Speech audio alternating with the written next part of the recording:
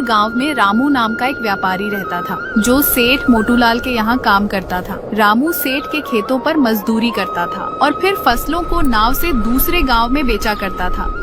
जल्दी जल्दी करो, सारा समय यहीं पर लगा दोगे तो ये सामान कौन ले जाएगा? अरे थोड़ा जल्दी जल्दी हाथ चलाओ।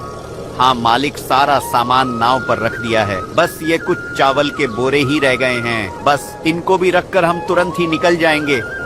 हाँ ठीक है, जल्दी करो। अरे बिरजू कहाँ गया? कहीं दिख नहीं रहा है। वो मालिक बिरजू इस ठंड में अचानक बेहोश होकर गिर पड़ा था, इसलिए हम उसे घर छोड़ आए। अरे तो तुमने मुझे क्यों नहीं बताया? घर क्यों भेज दिया? मालिक मैं हूँ कि तुम बताओ जरा। आप मालिक? तो तुमने किससे पूछकर उसे घर भेज दिया? जी मालिक, गलती हो गई, आगे से ऐसा नहीं होगा। होनी भी नहीं चाहिए, नहीं तो तुम्हारी नौकरी तो गई समझो। चलो सब जल्दी जल्दी काम करो। रामू भाई, आज तो बहुत ठंड लग रही है, मेरे तो हाथ ठीक से काम ही नहीं कर रहे। हाँ भाई, सारा मामला तो पेट का ही तो है। अगर यह भूख ना होती तो मैं तो इस ठंड में घर से बाहर ही नहीं निकलता, पर क्या करें, जब भगवान ने पेट दिया है तो इसके लिए तो यह सब करना ही पड़ेगा।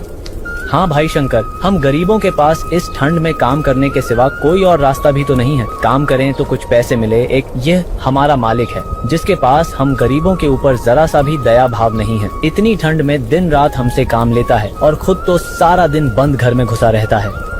अरे भाई थोड़ा धीरे बोल, कहीं मालिक ने सुन लिया ना तो खामखा ही सबको डांट पड़ेगी। वैसे भी मालिक के पास दिल कहाँ है हम मजदूरों के लिए, उन्हें तो बस काम से मतलब है, चाहे कितनी ही ठंड हो। अरे यूं रोने धोने से कुछ नहीं होगा, चलो सब जल्दी, जितना जल्दी काम निपटे उतना ही जल्दी हम घर को लौट पाएंगे। सभी मजदूर नाव में बैठकर दूसरे गांव के लिए निकल पड़ते हैं। रामू अपने परिवार के साथ एक छोटे से टूटे फूटे मकान में रहता था। रामू सेठ मोटू के खेतों में खेती करके अपने परिवार का पालन पोषण करता था। रामू का परिवार बहुत गरीब था और उनका घर भी टूटा फूटा था, जिस वजह से सर्दियों का मौसम आते ही उन्हें बहुत परेशानियों का सामना करना पड़ता था। माँ, आप पिताजी को बोलो ना, वे छत की मरम्मत करवा ले और खिड़कियों को भी ठीक करवा दे। सर्दियों का मौसम शुरू हो गया है, रात को जब खिड़की से हवा आती है ना तो बहुत सर्दी लगती है। चिंता मत करो बेटा, मैं तुम्हारे पिताजी से कहकर इस खिड़की में पर्दा लगवा दूंगी, क्योंकि खिड़की लगाने के पैसे तो अभी हमारे पास नहीं है, लेकिन पर्दा लग जाएगा तो उससे भी बहुत बचाव हो जाएगा। लेकिन माँ, जब पिछली बार हमने खिड़की पर पर्दा लगाया था तो तेज ठंडी हवा के कारण वो पर्दा उड़ गया था। मुझे नहीं लगता कि पर्दा लगाने से कोई भी फायदा होगा। एक बार कोशिश करके तो देख ही सकते हैं ना बेटा, तुम चिंता मत करो, मेरे पास कुछ पुरानी साड़ी पड़ी है, तुम्हारे पिताजी आएंगे तो उनसे कहकर खिड़की पर पर्दा लगवा दूंगी। थोड़ी देर बाद रामू घर आता है। जरा सुनिए, इस खिड़की से बहुत ठंडी हवा आती है, यह लीजिए, आप इस पर पर्दा लगा दीजिए। ठीक है, अभी लगा देता हूँ, लेकिन मुझे नहीं लगता कि इससे कोई भी फर्क पड़ेगा। इधर तेज हवा चली तो पहले की तरह ये फट जाएगा। रामू खिड़की पर पर्दा टांग देता है। ये देखो गुड्डू, तुम्हारा पर्दा लग गया। जी, मैं आपको कह रही थी कि ठंड का मौसम शुरू हो गया है, हमारी छत में जगह जगह छेद भी है। अगर ठंड में कहीं बारिश हो गई तो इस सर्दी को झेलना हमारे लिए कठिन हो जाएगा। इससे पहले कि कहीं बारिश हो, आप इस छत की मरम्मत करवा दीजिए। पर बिंदिया, तुम्हें तो पता है ना, मरम्मत करवाने में काफी पैसे लग जाएंगे और इतने पैसे अभी मेरे पास नहीं है। तो आप अपने सेठ से पैसे उधार ले लीजिए। बिंदिया, तुम्हें तो पता ही है ना, सेठ मोटूलाल इतनी आसानी से पैसे देने वाला नहीं है। मेरी तनख्वाह ही वह बहुत मुश्किल से देता है, तो मुझे उधार में पैसे क्यों देगा? हमारे गांव में जमींदार गोगो का घर भी तो है, आप उससे पैसे ले लीजिए, किसी से भी पैसे ले लीजिए, बस छत की मरम्मत करवा दीजिए। यह ठंडी हवा अब हमसे बर्दाश्त नहीं होती है, अगर बारिश हो गई तो हमारा क्या होगा? ठीक है बिंदिया, मैं गोगो के पास जाकर कुछ पैसे उधार मांग कर देखता हूँ। थोड़ी देर बाद रामू जमींदार गोगो के पास पहुँच जाता है। अरे आओ रामू, कहो कैसे आना हुआ? आखिर इतने दिनों बाद अचानक तुम्हें हमारी याद कैसे आ गई? जमींदार जी, मुझे कुछ पैसे उधार चाहिए थे। अच्छा, तो तुम उधार लेने आए हो? उधार तो मैं तुम्हें दे दूंगा, लेकिन 3% ब्याज लगेगा। अगर जमींदार जी ब्याज कुछ कम नहीं हो सकता? नहीं भाई रामू, ब्याज तो 3% ही लगेगा। गांव के बाकी लोगों को भी मैं 3% पर ही ब्याज देता हूँ, तो भला तुम्हें कैसे कम लगा सकता हूँ? अगर मैं तुम्हें ब्याज कम लगाया तो गांव के अन्य लोगों के साथ बेईमानी होगी ना।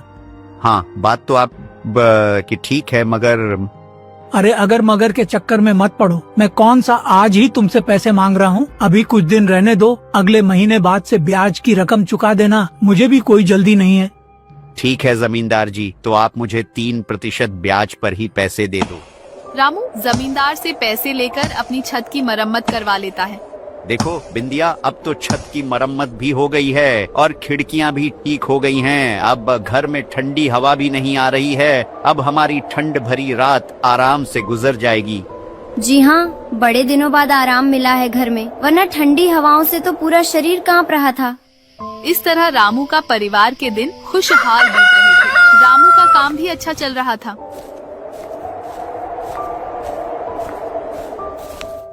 कहिए मुंशी जी, क्या चल रहा है? सब ठीक तो है ना? जी हुकुम, सब ठीक है। और भला आपके डर से कौन गलती कर सकता है? हाँ, डर जरूरी है, नहीं तो जमींदारी नहीं चलेगी। आज की जो भी आमदनी होगी वह मुझे बता देना। वही तो देने आया हूँ हुकुम, लेकिन एक छोटी सी दिक्कत है एक जने को लेकर। दिक्कत किस वजह से हो रही है तुमको दिक्कत? हुकुम, वो हमारे गांव के मदन को लेकर उसने पिछले ही साल हमसे नाव खरीदने के लिए पैसे उधार लिए थे। हाँ तो क्या हुआ? उसने उधार सही समय पर नहीं भरा क्या? अरे हुकुम, भरता कैसे, उसका कारोबार ही ठप हो गया। सुना था कि उसकी दुकान में चोरी हो गई थी, जिससे उसे बहुत घाटा हुआ और अब वह उधार नहीं भर पा रहा।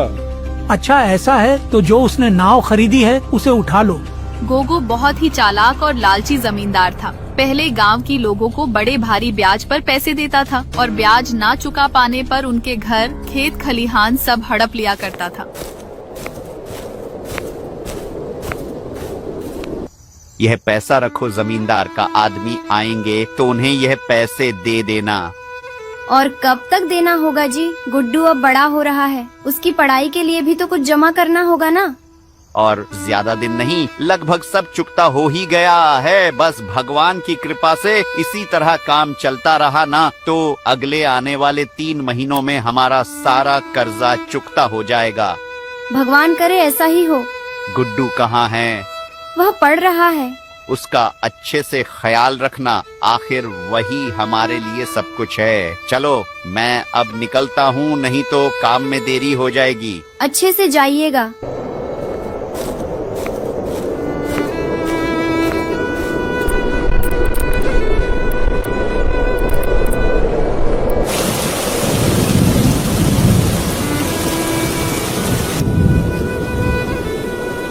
हे भगवान, बारिश होने लगी। ना जाने तुम्हारे पिताजी कहाँ रह गए। भगवान करे सब ठीक हो। माँ क्या हुआ? कुछ नहीं बेटा, तुम अंदर चलो, मैं अभी आती हूँ। भगवान उनकी रक्षा करना, इतनी बारिश हो रही है, बस वह सुरक्षित घर आ जाए। अरे थोड़ा सा खा लो ना बेटा, नहीं तो ये खाना बर्बाद हो जाएगा ना बेटा। माँ मुझे भूख नहीं लगी है। रात बहुत बड़ी है बेटा, अगर अभी नहीं खाओगे तो रात में भूख लग जाएगी। माँ आप क्या खाएंगी? बस आपके पापा आ जाएं, तब हम एक साथ खा लेंगे, लेकिन तुम खाकर सो जाओ। लगता है तुम्हारे पापा आ गए, मैं दरवाजा खोलकर आती हूँ। जी आप कौन? क्या यह रामू का घर है? हाँ कहिए। आज नदी से नाव ले जाते समय बीच रास्ते में नाव पलट गई। नाव पलट जाने से रामू की उस नदी में ही मौत हो गई। नहीं, ऐसा नहीं हो सकता।